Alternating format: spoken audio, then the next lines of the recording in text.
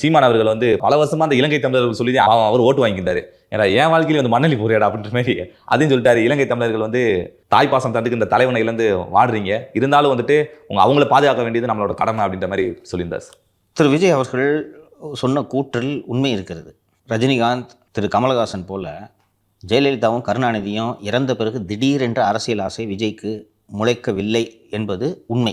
எப்போ இறங்கலான்றது தான் அவர் யோசித்தாரை ஒழிய, இறங்கலாம் என்பதை தொடக்கத்திலேயே அவர் முடிவு செய்து விட்டார். அதுதான் அவர் குறிப்பிடுகிற அந்த இன்ஸ்டன்ஸ். நாகப்பட்டினத்தில் எனக்கு நினைவு இருக்குது அந்த நிகழ்ச்சி. நானே இப்போ ஒரு சினிமா நடிகர் இவர் எதுக்கு இங்கே இருக்காரு அப்படின்ட்டு பார்த்தேன். திரு விஜய் அவர்கள் சொல்லாமல் விட்ட ஒரு விஷயம், அண்ணா ஹசாரே ஊழலுக்கு எதிராக காங்கிரஸ் அரசுக்கு எதிராக டெல்லியில் நடத்திய இந்த உண்ணாவிரதம் இருந்தார் அல்லவா, அதில் விஜய் பங்கேற்றிருக்கிறார். தமிழகத்தை பொறுத்தவரை அந்த மீனவர்கள் அப்போல்லாம் அடிக்கடி சுடுவாங்க. சுடுறதுக்கு காரணம் என்னென்னா, அப்போது போர் நடந்துகிட்டு இருந்துச்சு இல்லை, இங்கேருந்து புலிகளுக்காக இந்த பொருட்கள் எல்லாம் எடுத்துகிட்டு போவாங்க, மீனவர்கள் மூலமாகவும் பொருட்கள் போகும். அவன் சுற்றுவான், அவன் போர் நடந்துகிட்டு இருக்கு, நீ அங்கே மீன் பிடிக்க வரேன்ட்டு சுற்றுவான். அடிக்கடி நடக்கும். இப்படி ஒரு 2 மாதத்துக்கு ஒருத்தனாவது சுட்டு கொண்டுருவாங்க. அந்த சமயத்தில் அந்த ஈழப்போரை ஒட்டி ரொம்ப கொதிப்பில் இருந்துச்சு தமிழகமே. அப்போ போய் விஜய் அவர்கள் நாகப்பட்டினத்தில் ஒரு மாநாடு நடத்தினார். விஜய் மக்கள் இயக்கம் மூலமாக இப்போ வந்திருக்கேன்றாரு.